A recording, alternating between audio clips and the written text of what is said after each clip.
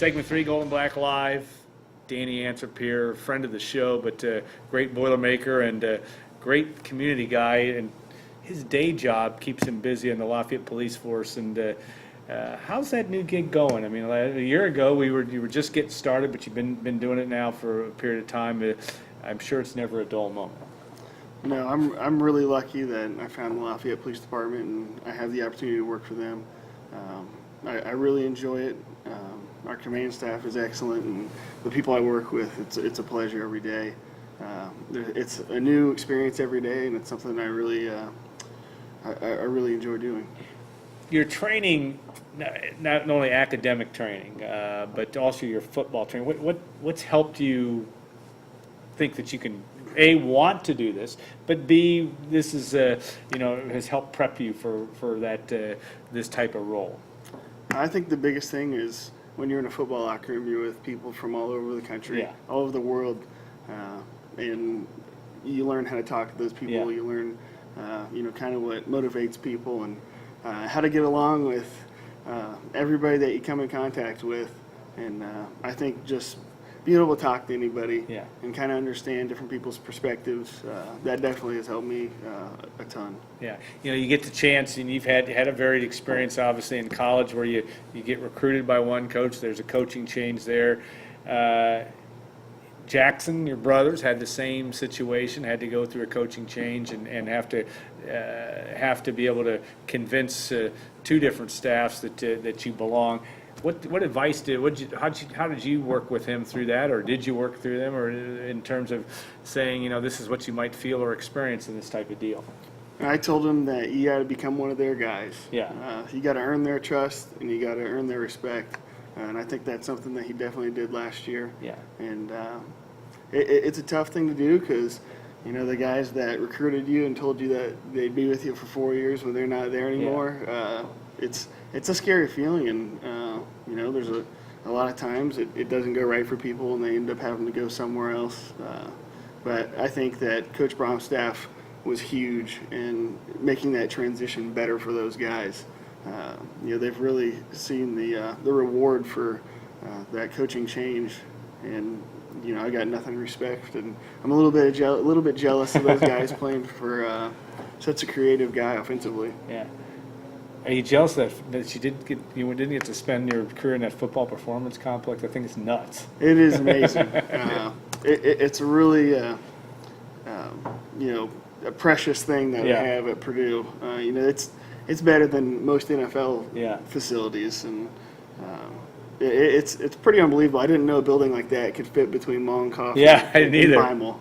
But it's seriously impressive, and it's definitely going to be a huge recruiting tool moving forward.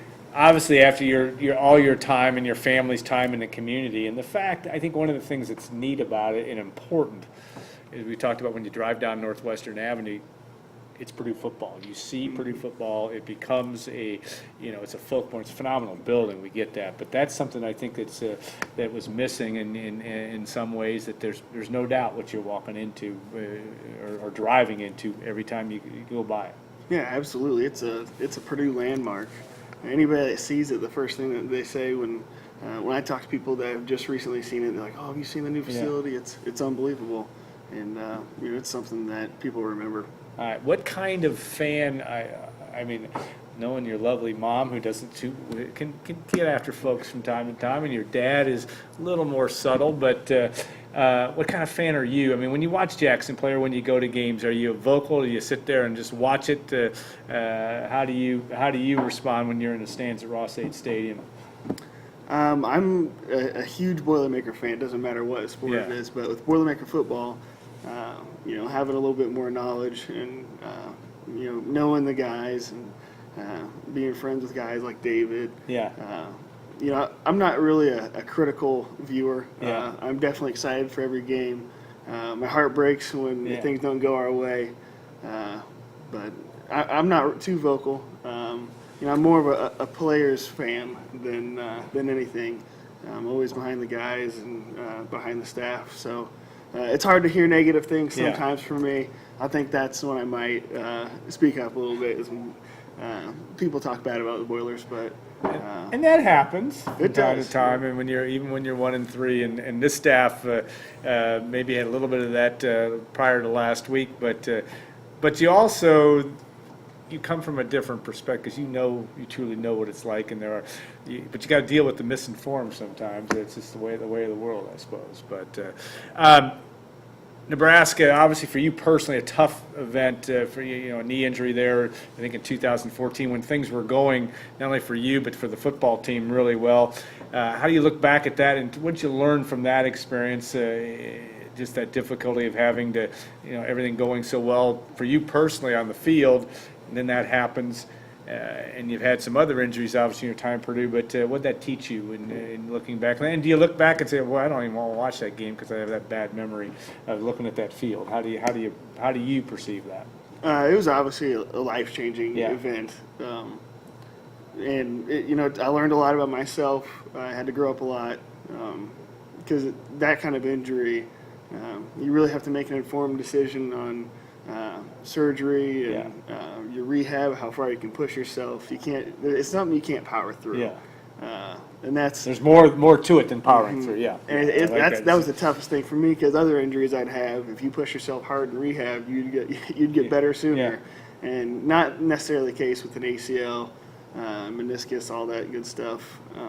You have a certain point to where you don't really get a return on your investment in the rehab facility. If you go too far, you're going to be swollen and laid up for a couple of days. So definitely had to grow up a lot, learned a lot about myself, and it was tough. But one of the toughest things that I've had to go through. But I think I'm stronger for it. Yeah. From a fitness perspective, you look like you could still play. And what do you, when outside of your job, what's your workout routine? And you were a very good high school basketball player. There are a lot of people that would like you on their industrial league teams. Maybe you're playing, I don't know. But tell me about that from the personal standpoint. I still have all my my summer workout plans from Purdue, Okay. so I don't need to get a personal trainer or Yeah. anything like that. But what I do is I pick those workouts up, but then I think my favorite thing to do is play basketball. Yeah. I got a co-rec membership, so man. I go over there and I play with those guys. I think that's the best competition around is those young cats that get after it. Yeah.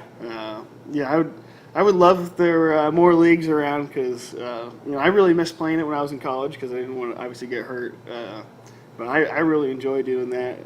I play a little bit with DJ Bird and those guys in the evenings, sometimes over in Cardinal Courts. Yeah. But now with their season starting up, won't be able to do that quite as much. But it's been good to kind of get that outlet. No shade. They still have the Shadeland League and all that stuff around here, or is it? I don't think they do. Yeah, I know there's like a faith league, but I haven't really looked into it much. Your dad should have been a Hall of Fame member from that standpoint. We had some great times playing basketball. Most of the time watching him play. But you look at that, and that's the interesting part about athletics and the competitive part of playing. Everybody can play basketball. Not all of them can play it well. And there are guys, I'm sure, in football who I know it was always the legend of Dan Monteroso, and he ended up being he's an excellent basketball player. Absolutely. Transferred and played in college after that. But who were some of the other guys who were guys now that you could speak about that thought they were a heck of a lot better than they were, but they weren't, or guys that weren't as good as or were much better than they actually talked? I'm talking about other football players. Mm-hmm. And you don't have to talk about current guys, and you can out anybody you want here, or you can out nobody. We had people that would talk a lot of smack. I know Robert Gregory had I think, some state championships in basketball. Yeah. He was pretty good. I don't think there was really anybody that wasn't as good as what they thought. Yeah. Because we enjoyed going there and playing. Yeah. I know Joe Gilliam was an absolute God. beast of a basketball player. And we had a lot of fun there. Ryan Russell was pretty good. He was more of a finesse player, and we always wanted him to be like a bruiser in the post. But that was something that was pretty fun, especially like in the summertime when nobody's really here. We'd all go over there and get after it. Dan Monteroso was a beast. What was he? What was good? What was good in his game? I mean, he's 6'2". Could he slasher? I mean, what made him capable? he wasn't a slasher as much as he had a really good shot, Yeah. but he could take it to the hole and he could dunk pretty good. Yeah. So, you didn't want to get posterized by him Yeah. because he'd never let you live it down. But he was impressive, and people talked about how good he was, and I wasn't sure. And then I saw him play there at the co-rec and played against him and played with him. And, I wasn't surprised at all when he transferred and had a really successful career. Yeah. Joe Gilliam, obviously a very difficult thing for you and for all your teammates, and Joe's untimely and very early passing of a couple weeks ago. Tell us about what kind of guy he was, and maybe something that this is a legacy that will live on, but it's difficult in the early stages to have to face the fact that here's a young person, his life is over. Yeah, it's been difficult. It was good to go down there and attend the funeral and see a bunch of our old teammates that you hadn't seen in a while. He was obviously a team first guy, always smiling, laughing. Yeah. Nobody would ever say anything negative about Joe Gilliam. So, it's a tough loss, and I feel for his wife. Yeah. And it's definitely a tough situation, but He made an impact that I'll remember forever. Yeah, so his impact. I mean, it's been interesting to just follow it on, obviously on social media, but just the fact that, and my couple of times that I was around him, he couldn't have been a more respectful, really good guy, and ended up being he got his chance on the field and performed well too in his time as a Boilermaker, and that is a difficult thing I think for everybody around Purdue football to deal with. So, all right, tomorrow, Nebraska. An interesting challenge for Purdue because you're 1-3. Do you have some confidence offensively now? And Jackson's a part of that as well. But you look at this and say, if you're sitting in that locker room, what do you tell your teammates in terms of getting ready to play the Cornhuskers? I think that the offense just needs to keep doing what they're doing. Yeah. David Blau's playing at a high level. Rondell's playing at a high level. All the receivers are producing. The offensive line with Kirk as their leader, they've been solid. DJ and Markel have been explosive. Yeah. It's been really fun to watch. I've only been able to see 2 games this year, but I've definitely been following along as much as I could. And the offense is playing well, and the defense stepped up a lot last week. They got some vets like Jake Thieneman, great guy, and Marcus Bailey. I think they're going to go in there and they're going to have fun in that environment. What do you remember that environment, though? I mean, they always talk about how great their fans are. And there's 90,000 of them, and what makes that great? I mean, they always say they're nice. How do you define that as nice in terms of that? I mean, they're just respectful, or how does that work? Nebraska has some of the best fans in the Big Ten. People in every sport, I think, will tell you that. Yeah. They didn't really talk trash to us, and when I got hurt, they helped my parents get down to the locker room, and they're really respectful, really nice, almost too nice. Yeah. It almost weirded you out a little bit because it's not normal. But they've been sold out since the 60s. Yeah, 1962, right? It's crazy. And that stadium is electric. It's a great place to play a game, and that's something I'll definitely remember from that. And it makes you kind of jealous to see that stadium sold out every week for so long. Is that noise factor, and obviously in your position as a receiver at Purdue, overrated, underrated? I mean, is that something that's truly, even with some guys that are, Purdue's got the experience at receiver, but how big of a factor is that? I mean, they obviously bring crowd noise into practice during the course of the week. You guys get ready for it, but is it for those of us that watch it? Should we take that as it's a huge factor, or is it just something that gets overplayed some? It's definitely a factor that plays into the game. Yeah. You got to have your silent counts, your silent snap. Because there's environments in the Big Ten where if you went off an audible cadence, you're not going to hear it at all. So I think that's been the trend for a while, is the silent snaps and the visual cues for the centers. So when you have that, it doesn't really affect your team too much. it can kind of get in guys' heads. Yeah. Because it's not really you can kind of feel it in your chest from the crowd sometimes. I know Ohio State, I think, was the loudest. That was my first big time enormous crowd game. 2012, and you guys were up 8. Yeah, that was a heartbreaker. I know That was talk about that one. that one was hard to deal with because you're up 8 and you really had them. You had Urban Meyer beat. Yes. You can tell your grandkids that. They went undefeated that year. Yeah. That was when they weren't eligible. Yeah, right. But we took a team that went to the national championship to the ropes that year. If a couple things go our way, who knows where Purdue football will be. Yeah. It's a wonderful world of sports. You don't know what happens. But, you had in high school, certainly at Central Catholic, had a phenomenal career, a winning career. And you guys won a lot, won big things in all the sports that you participated in. Didn't have that at Purdue. Do you notice, what's the it obviously takes more than one person to do. Is there a tangible difference between just that little thing that makes winning happen, or is it something that just has to all come together? Do you think? I think there's a lot of factors. I know in high school, my sphere of control was a lot greater than at Purdue because I played offense, defense, special teams. Yeah. But it's a lot different when you get to college because everybody's better. Yeah. Your sphere of control definitely shrinks. Yeah. So you have control over your little impact that you can make. And I think that's the most frustrating thing. Yeah. When someone throws a pick, you're not going to go out on defense. Yeah. And try to change that.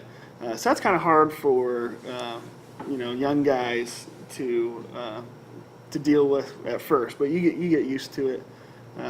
And you realize that you only have so much that you can do, and you just want to make sure that your job is taken care of. Yeah, and that's why you're going to be great on the Lafayette Police Force because that's kind of the essence of what you do. You got to do your job, do it every day. That's a big part of it, and we'll look forward to hearing more from one of Lafayette's finest, and really one of the area's finest. It's the Anthrop family, and Danny and now Jackson have represented their family extremely well in a number of different ways, and we're glad that you had the time to join us today. All right, we're going to say goodbye for this week. We will be off next week, obviously due to the bye week. Matt Painter is scheduled where I think we're going to do it live from Mackey Arena on the 12th, and we'll look forward to talking some Purdue hoops. So we're all looking forward to watching that team come together here before long as we continue. So we'll be off next week, obviously, for the bye week, and be back on October the 12th. I want to thank Gordon and all the folks at WLFI for helping making this happen. Brian Newbert also for joining us, and Coach Dave Shondell as Boilermakers face Wisconsin tomorrow night at Beeland Court. And of course our sponsors, Triple X, John Basham, the good folks at Basham Reynolds, State Farm agent Trent Johnson, and Hilton Garden Inn. We'll be back in a couple of weeks. Until then, enjoy watching Purdue sports, and we'll look forward to seeing you on Gold and Black Live.